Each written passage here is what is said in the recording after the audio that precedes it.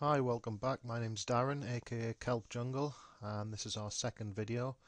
In the last video, if you haven't already checked it out, we just looked at basic strategy for 10-handed $5 double or nothing, where 5 places get paid. What I said I would do this time is have a quick look at the 6-handed option, and what we should find is that there's a little bit more action. We play a lot more hands than we did in the last video, but hopefully the result will be the same. If you haven't watched the last video, we played 2. We easily won one of them, and in the second one we got aces busted by kings when they hit a 4 runner flush. Otherwise, if we'd won that pot, we would have again been on more than 3,000 chips with a player to go. So anyway, this is the first table we've got loaded up. I'm waiting on one more. Again, quite similar to the last to the 10-handed. We're going to be fairly tight early on, although we will be playing hands such as broadways, medium to high aces a little bit more aggressively if we get the chance, but we're still going to be folding hands out of position like the king 2 there, even though we were getting laid 7-1.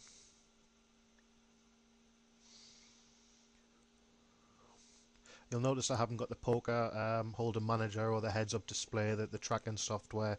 Again, I would always have that, but because we haven't discussed it yet, I'm just going to leave that until I've done a video on how the heads up display works. But at the lower levels, again, it shouldn't make too much difference. Now, one player's limped here. What I'm going to do is raise a standard 3 times the big blind plus 1 big blind for the limper, and obviously we're on the button, which makes a big difference. Position is massive in these 6-handed, well, in poker in general, but in particular in this type of tournament. That's a great flop for us, unless he was slow playing something. What I generally do is if we hit something like top pair, I'll bet 3/4 of the pot. My standard C bet would probably be half the pot, or something like middle pair might also be half the pot. Again, raise on the button, a call, we'll fold. Just a quick look to see if anyone's playing both of these. Zubin Mehta is playing 2, and I think he's the only one. Looks like we might have put this player on tilt already. He's just pushed in, as we discussed in the last video.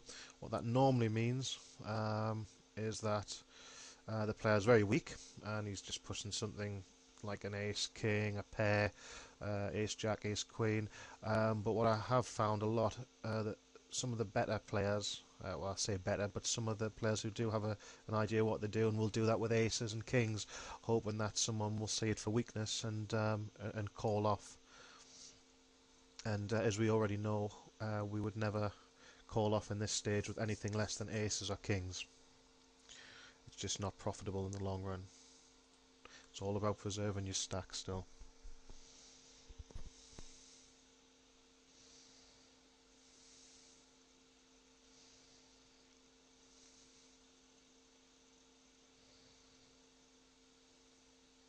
Oh, thought we were going to lose our connection there. One thing I have noticed with the iPoker, and I don't know if it's just if anyone else has encountered that, but I've never ever really got a dropout with poker stars. But the iPoker, sometimes I do lose. The odd hand gets folded out due to a lack of connection. There's certainly nothing wrong with my my broadband connection, so I'm wondering if that's just kind of across the board. I'd be interested if someone could post a comment on that. 3-4, not really at these blinds worth getting involved.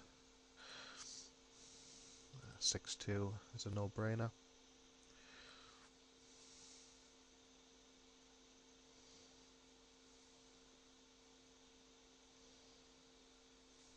There's a lot of inactivity at the early stages, and for obvious reasons, making the video, I've only got 2 tables loaded up here. But if you can imagine having 6, 7, 8 tables, you know, you'd be kept busy all the time. We will open for the standard 3 big blind raise. We don't mind getting action with this hand. We're out of position here, so unless an ace comes, we should be pretty happy with this hand. That's a great flop. I might be tempted to bet half the pot if I'd been heads up, but with 3 players, again, we'll bet 3/4 of the pot. If someone wants to come along with a raggy queen, then we'll be glad of that.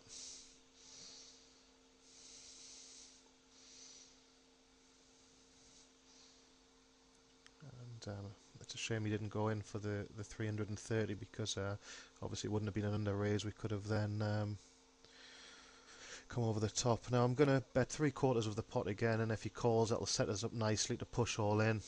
The only hand that really I think could see us beating us here is is possibly if the flush draw got there, but we can never fold, so we might as well bet the hand ourselves. I mean, he's going to push in if he's hit, if he's got a set, if he's got queen 9, if he's got a flush, and he had the flush. I mean, we can't, you can't really do anything about that.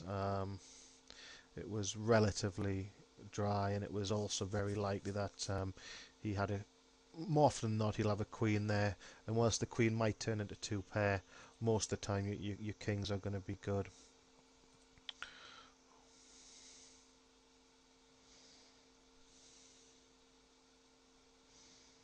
I suppose we might as well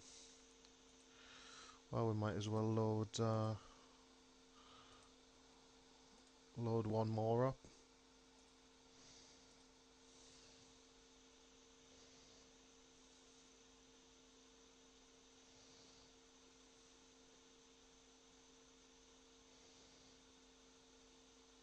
So I don't think even if we'd been using the tracking software and we'd had a lot of data on that player, I think that was just one of those hands where really, you're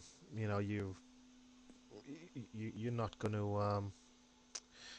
to get away from it.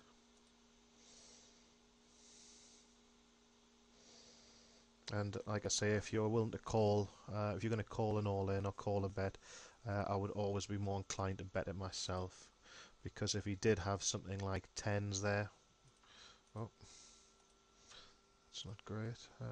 Quickly just bet half the pot. If he did have something like 10s or a weak queen, then he would check back there, and we lose value. So now we've got position, so we'll check. Hopefully we'll see what happens here. I think we'll have to again call a bet, and that's a good size bet to call. We could be beat with a raggy 2, or maybe he's 9, something like that, or even a king, but getting offered, maybe 3-1, it's we have to call, and he's got the king.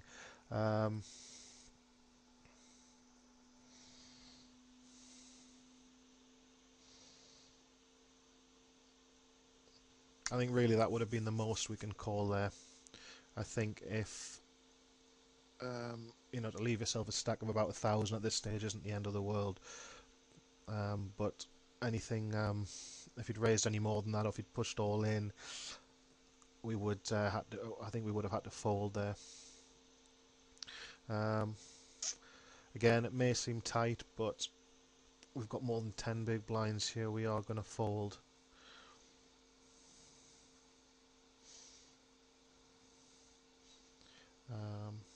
Okay, so he's bet out. That's a donk bet there.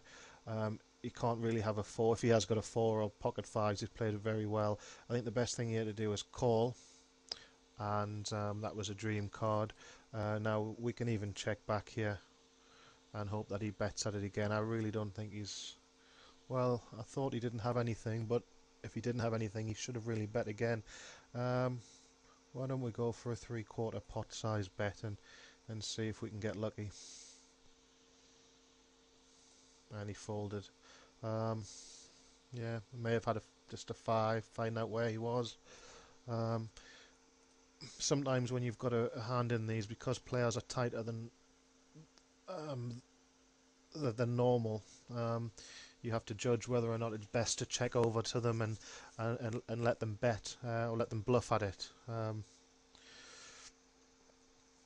Certainly when you flopped the full house there, or when we got the turn the full house, we have to give him a chance to catch up with a flush or a worse full house, or even trips may have paid us off on the end.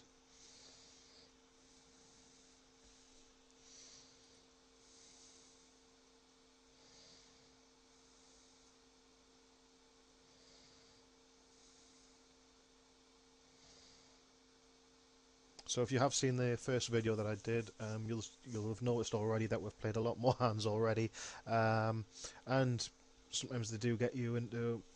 Sometimes you do have to be a little bit more skillful at reading, at hand reading, at reading post flop, because players don't necessarily just play like the ABC type of poker that we've seen in the first video. They will get a little bit more tricky, getting a little bit more towards like a six-handed cash game.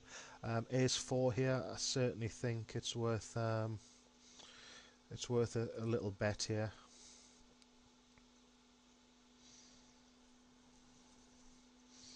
And we take a little pot there.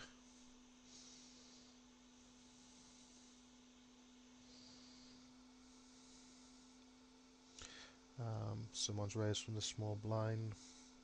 Again, you don't want to be starting to build big pots with nothing hands, even though we are in position.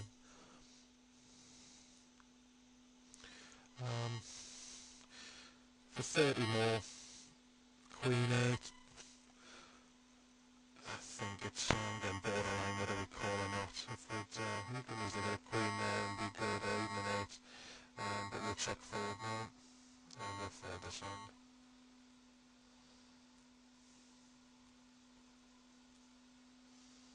If anyone does want to look at the videos or is looking at the videos, do make sure that you're watching them in the top quality or the HD, which you can change under the settings tab.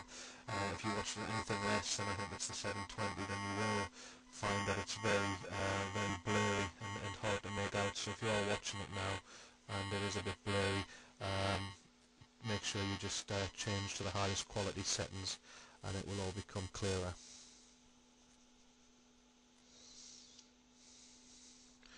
Uh, 4-7. Blinds again a little bit too small to get interested. With this one here, we are going to push all in. The stack he's got there 1290. We do him a lot of damage if he calls us light. He has called us light, but we are ahead, and the flop doesn't get much better than that, I'm afraid. And we're drawn dead. And just to rub salt into the wounds. So we pushed there. He's called off with King Jack, which can never be ahead of anything. Again, he might have a flip if he's lucky, a coin flip. LOL in the box there. One thing I would say is never use the chat boxes in these tournaments other than to say a nice hand. If you have got regular players, you certainly don't want them calling out a spite. Obviously, we're playing these to kind of make a profit, make a living, whereas players who just play them for recreation enjoy nothing more than just trying to put a bad beat on you. So it really stops you when you're trying to steal and push. That they will make a spite call on you. So just type nice hand and move on to the next hand or the next tourney. And I think that goes for all poker really. Don't react to the chat, either switch it off or just type like I say, nice hand and thank you, that sort of thing. It's nice to be nice, and it certainly doesn't do any harm for your reputation.